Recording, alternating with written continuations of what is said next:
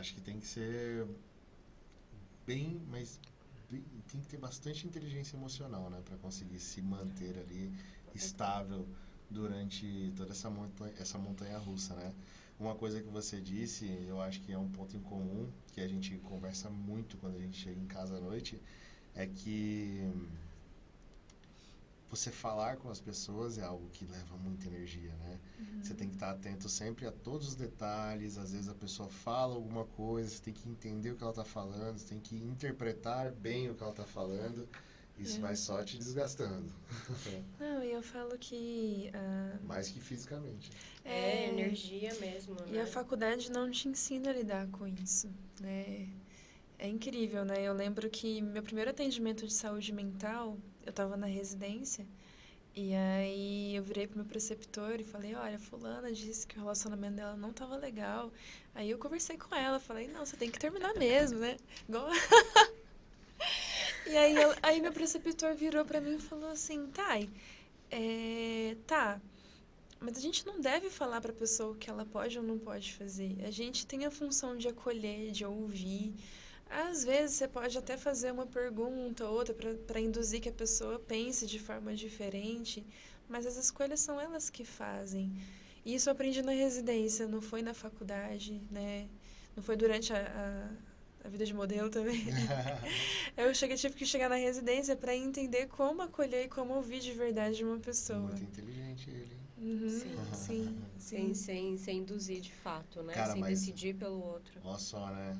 Pessoas, né? Tipo, o cara deve ter tido essa vivência ou desenvolveu essa habilidade e também se sentiu confortável para passar isso para outra pessoa, né? É muito comum hoje você ver pessoas muito, mas muito, muito feras que são fechadinhas ali nas caixinhas dela, também não estão nem aí. Tem né? didática, né? Não passa, né? Isso. Da mesma forma que tem mentores aí nos bastidores que estão ajudando uma galera, né?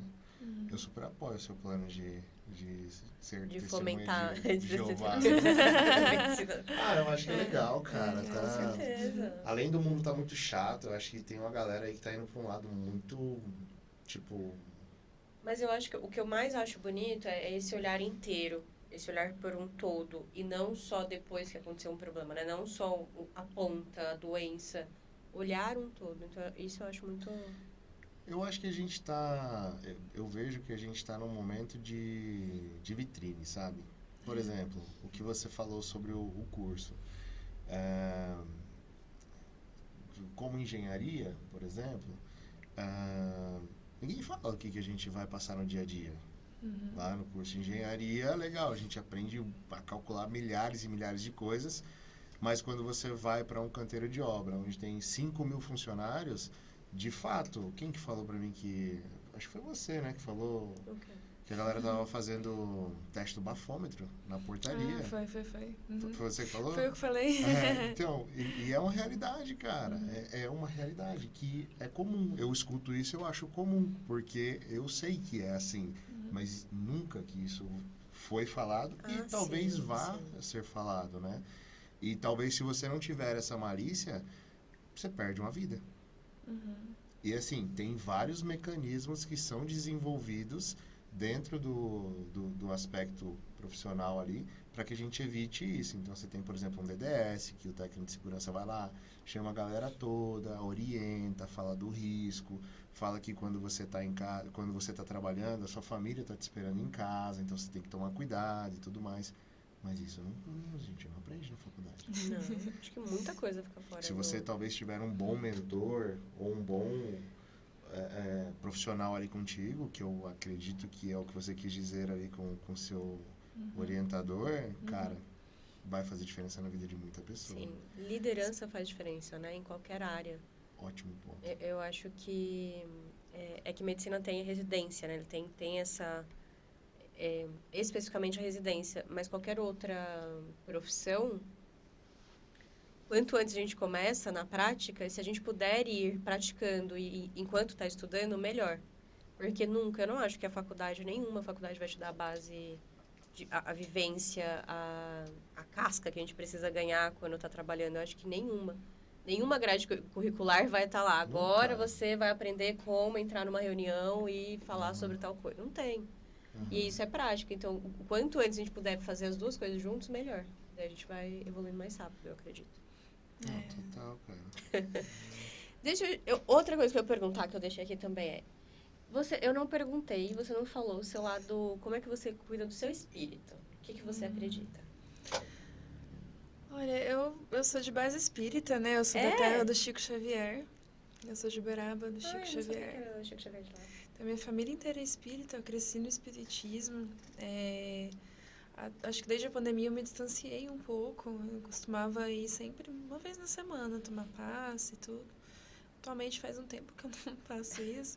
Mas eu tenho uma rotina, assim, de rezar, de fazer minhas orações,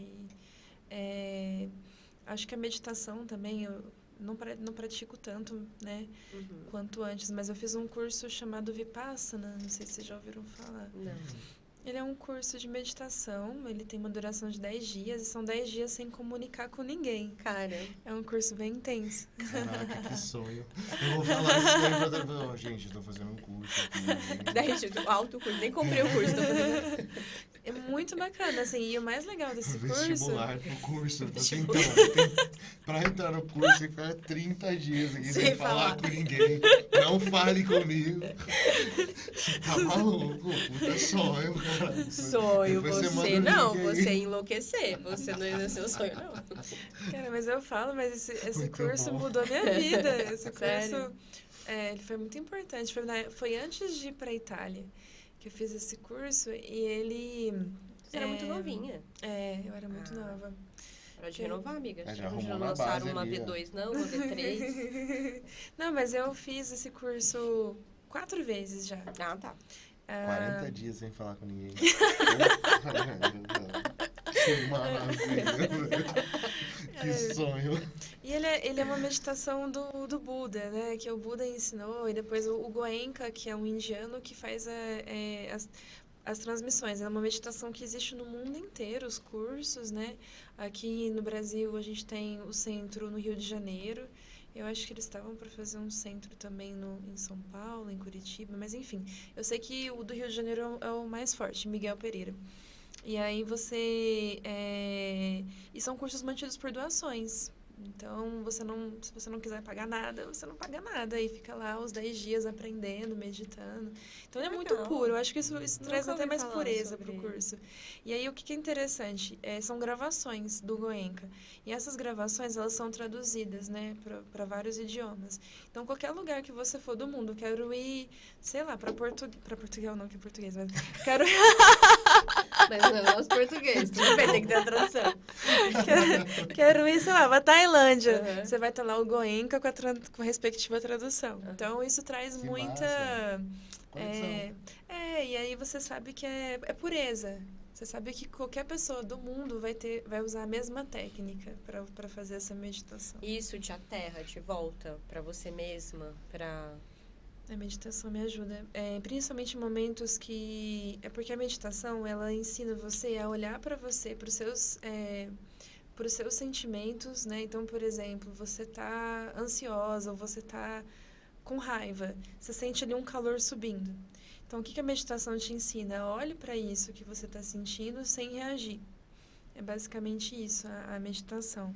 Então, eu sinto, me percebo entrando ficando com raiva, porque eu percebo que o meu corpo está esquentando e eu observo essa sensação sem reagir.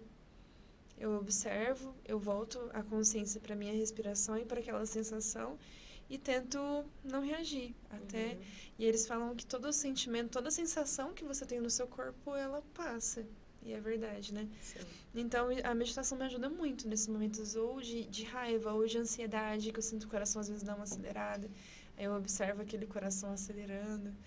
Então, a meditação, ela, por mais que eu não efetivamente sente para praticar, ela faz parte da minha rotina.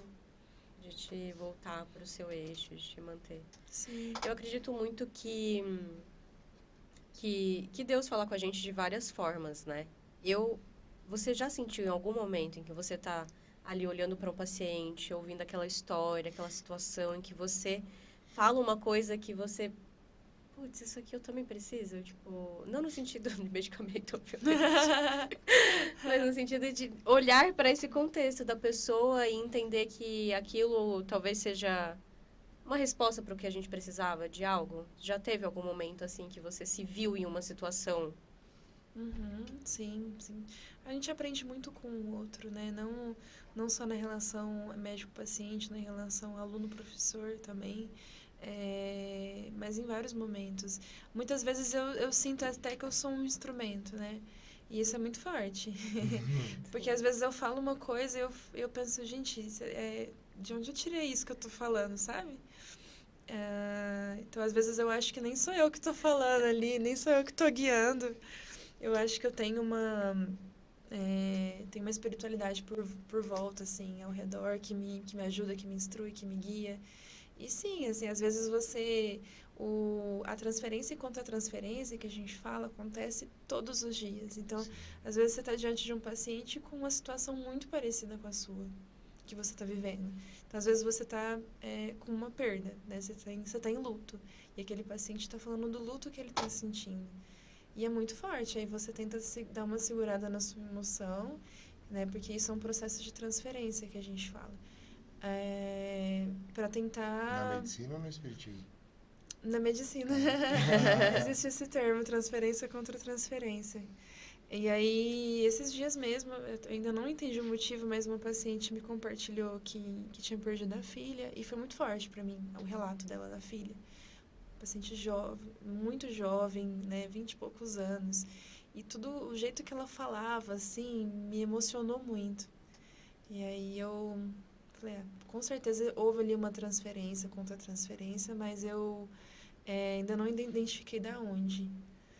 Aí eu tentei... Porque isso te afetou em outro lugar, né? Que você não entendeu ainda. Não entendi, mas eu tentei dar uma... Que também não dá pra você... Aí você chora, aí todo mundo começa a chorar e também não dá. Entendi. Nossa, Sim, isso é muito mais complicado.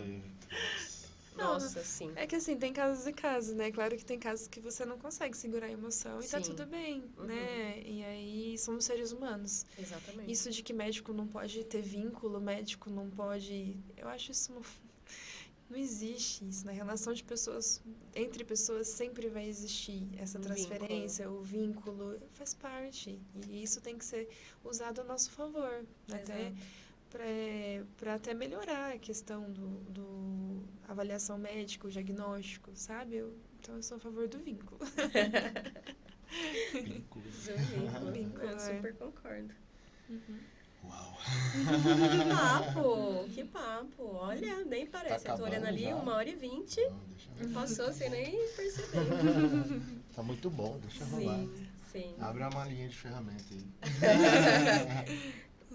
Já usei minhas ferramentas, tá? Já usei. Nossa, foram perguntas difíceis. Eu queria ter explorado mais, tá? Eu diria que eu queria ter explorado um pouquinho mais essa última parte. Isso é bem profundo, né? Cara? Sim. O que você achou, meu amor? Cara, eu acho que é a pontinha do iceberg, sinceramente. Porque tem muita coisa que a gente não conhece. E eu acho que a gente precisava conhecer, sabe? O que eu falei, por exemplo, que eu perguntei da UBS, eu não sei uma série de coisas, eu tenho certeza que um monte de gente não sabe. Porque essa comunicação não é feita, não existe. Você tem aquele processo, aquela infraestrutura para fazer o quê? Como ela opera? Como que ela se sustenta? Quem está lá? Quem são as pessoas? Sabe? Aquelas pessoas que precisam do atendimento, o que elas buscam? Como buscam? Os médicos que gostariam de atuar lá, como atuam? Sabe? Tipo, tem uma série de coisas assim que eu acho que são importantes e não são faladas, cara.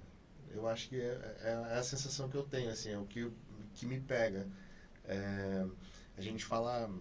Eu costumo ser bem generalista em relação à informação, né? Então, eu procuro conhecer um pouquinho de cada coisa. Então, eu estou olhando um pouquinho a política, estou olhando um pouquinho a economia, o mercado, o varejo, enfim, de tudo. E em relação à saúde, é impressionante como assim, se você pegar uma janela de 10 anos, a gente sempre critica a saúde, né? Mas o que você disse, por exemplo, sobre a medicina da família ser algo extremamente avançado, e em outros países ainda ter uma ótica, assim, talvez a palavra seja forte, mas endeusada, né? É pelo resultado que se dá. E a gente ter isso aqui sendo aplicado dessa forma, sabe? Qual é o valor disso? O que eu tinha te perguntado de qual a diferença do médico da família para um clínico. Será que a galera sabe? Né? Então, Sim. sei lá, dá vontade de ficar aqui, vai, vamos. Porque é muito Sim, legal sim. conhecer. Né? E eu acho que também as pontas e as diferenças dentro do próprio país, né? A Thay acabou de voltar de Manaus, porque foi para ver um Verdade, projeto, nem né? falamos Também da área da saúde, e que também é uma outra realidade, né? Por mais que a realidade que você tenha hoje aqui, né?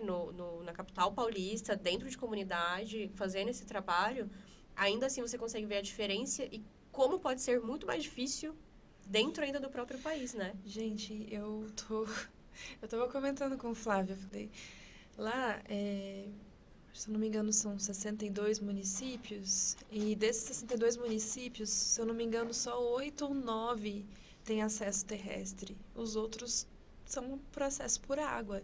Então, assim, tem alguns municípios que você leva 20 dias para chegar de barco. Você tá louco, Né? cara. E aí a população não é grande. A maior parte da população fica na capital, em Manaus. Mas não é por isso que a gente não vai olhar para outras pessoas que moram nessas cidades isoladas, digamos assim, vou colocar isoladas entre aspas, né? Mas com acesso mais difícil. E aí são pessoas que precisam de assistência, às vezes populações indígenas, né, e tudo. E que a gente precisa de dar um jeito de chegar até essas pessoas, que a saúde chegue até elas. E de que forma que isso é feito, né? Aí eu fui conhecer, né? Não consegui conhecer o BS Fluvial, que era uma vontade que eu tinha, mas eu conheci um hospital barco, foi super interessante. Como foi? Esse hospital barco, ele é de um...